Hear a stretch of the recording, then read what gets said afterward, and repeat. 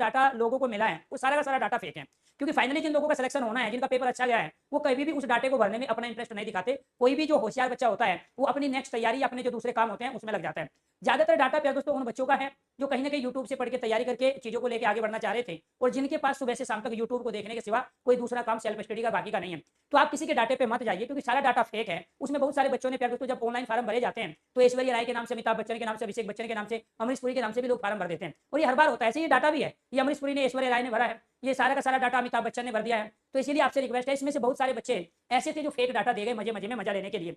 सबको पता है प्यारे दोस्तों, अल्टीमेटली ज्यादातर बच्चों का जो स्कोर है, मैक्सिमम बच्चों का वो 100 के आसपास है। उसका रीजन ये है कि 34 लाख बच्चे पेपर दे रहे थे, लेकिन उस 34 लाख में से केवल 4 लाख बच्चे ऐसे थे जो साइलेंट मोड में तैयारी कर रहे थे, जो जानते थे कि आखिरकार हमें कब क्या काम करना है, और वो किसी के कहने पे नहीं चलते, वो अपनी विवेक शक्ति पे चलते हैं, अपने दिमाग से चलते हैं। तो एक तो इसमें आपको ये ध्यान रखना है कि कौन सा पेपर टफ माना जाएगा, ये भी प्यार दोस्तों भर्ती बोर्ड ही तय करेगा।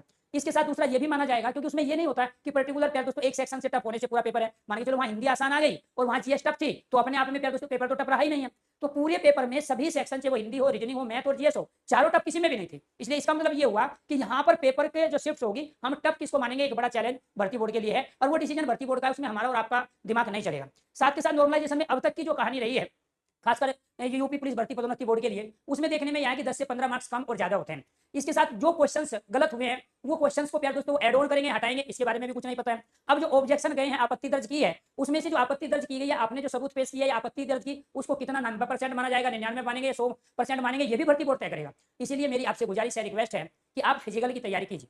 फिजिकल की तैयारी करने का नुकसान आपको कुछ नहीं है, फायदा ये है क्योंकि आपको कम समय मिल रहा है तो भी ज्यादा फायदा है, और ज्यादा समय मिल रहा है तो फिर शरीर को भी फायदा है। भर्ती बोर्ड के नजरिए से इस भर्ती को कम समय में आगे की प्रक्रिया को बढ़ाया जाएगा। तो मुझे डर इस बात का है कि रिजल्ट अचानक आएगा, आपने उम्मीद भी नहीं की होगी, इस स्पीड के साथ यहाँ पे काम हो रहा है। इसलिए मेरी गुजारिश है, आपसे रिक्वेस्ट है कि तमाम बच्चे जिन्होंने एक अच्छा परफॉर्मेंस किया है, जिनका पेपर का प्यार दोस्तों 60% हो गया है, तो सारे के सारे आप तैयारी कीजिए, क्योंकि फाइनली आप क्वेश्चन के आधार पे, अंक के आधार पे अपना रिजल्ट तय नहीं कर सकते। क्योंकि इसमें जो नॉर्मलाइजेशन वाली कहानी है वो तो आपको पता ही नहीं अभी, इसमें कितने क्वेश्चन आपकी आपत्ति दर्ज की, कितने भर्ती बोर्ड सही मानेगा, कितने को नकार देगा, ये भी आपको नहीं पता है। इसके साथ प्यार दोस्तों कितने बच्चे ऐसे हैं जो दूसरे स्टेट के थे, जिन्होंने कोई डाटा भरा ही नहीं, क्योंकि वो आए थे पढ़ने के लिए यूट्यूब पे और पढ़ के अपना निकल ली, क्योंकि उनका मकसद क्या था, उनका मकसद था अच्छा कंटेंट लेना है और अपना पेपर बेस्ट तरीके से देना है। तो बहुत सारे दूसरे स्टेट वाले बच्चे भी थे, उनका डाटा किसी के पास है नहीं। बहुत सारे ऐसे भी बच्चे थे जो दूसरी जगह पढ़ रहे हैं, उसका डाटा किसी के पास है नहीं। इसलिए किसी के डाटे को देख के, किसी के मेरिट लिस्ट को देख के, या किसी के बताए गए कट ऑफ को देख के आप कंफ्यूजन में मत रहो, ना आपको टेंशन में रहना है। प्यारे दोस्तों, हमेशा किसी भी पेपर का जब हम 60 से 65% हल कर देते हैं तो हमारा चांस हो जाता है भर्ती होने का। और मैं आपको अभी भी वही कह रहा हूँ, जिसका पेपर का 60% है,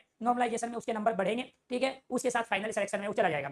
अभी ये भी बात क्लियर नहीं है कि भर्ती बोर्ड टोटल वैकेंसी का 2.5 गुना ले रहा है या 3 गुना ले रहा है। तो यानी कि जब हमारे पास 5 बड़े क्वेश्चन है जिसका आंसर हमारे पास नहीं है, 2.5 गुना होंगे या 3 गुना लिए जाएंगे फिजिकल के लिए, इसका आंसर किसी के पास नहीं है। सही, नॉर्मलाइजेशन में कितने नंबर कम होंगे, कितने बढ़ेंगे, इसका आंसर किसी के पास नहीं है। क्वेश्चन हटाए जाएंगे या क्वेश्चन के मार्क्स सबको ऐड किए जाएंगे, तो इसका आंसर किसी के पास नहीं है। और दूसरी सबसे बड़ी बात प्यारे दोस्तों ये है कि कौन सी शिफ्ट का पेपर टफ और कौन सी का आसान, इसका किसी एक सेक्शन से अंदाजा नहीं लगाया जा सकता। जीएस के क्वेश्चन को देख के, मैथ के क्वेश्चन को नहीं लगाया जा सकता। ऑल ओवर 150 क्वेश्चन को देखा जाता है, और वो 150 क्वेश्चन को देखेंगे वो एक्सपर्ट कमेटी जो बनी है वो। और इसके बाद में पांचवा प्यारे दोस्तों ये है कि जितना भी डाटा है वो सारा का सारा डाटा फेक है। तो इसीलिए रिक्वेस्ट मेरी ये है, गुजारिश ये है कि जितने भी कट ऑफ आपने देख ली उस सबको पानी में नहला दो, और आपने पेपर अपने तरीके से बेस्ट दिया है, और अपनी फिजिकल की तैयारी में आप लग जाए।